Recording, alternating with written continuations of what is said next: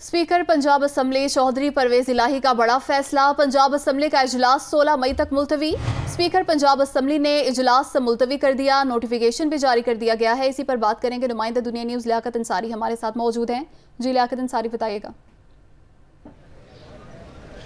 आज बिल्कुल पंजाब असम्बली के डिप्टी स्पीकर सरदार दोस्त मज़ारी के खिलाफ अदम एतमाद की तहरीक पर कार्रवाई के बगैर ही पंजाब असम्बली का इजलास मुलतवी कर दिया गया। इजलास आज 28 अप्रैल को जो है वो 11:30 बजे तलब किया गया था और अब स्पीकर परवेज इलाही ने अपने आइनी और कानूनी इख्तियार के तहत इस इजलास को 16 मई तक मुलतवी कर दिया है।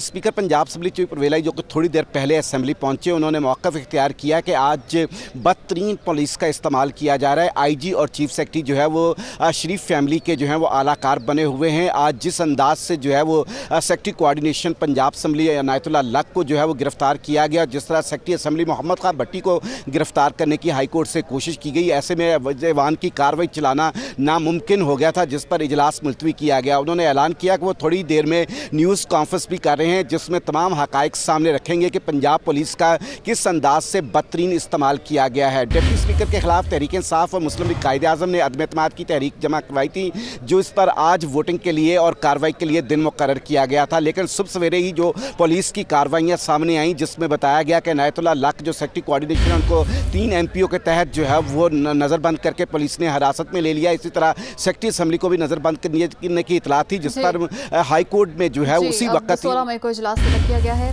लियाकत अंसारी, बहुत शुक्रिया।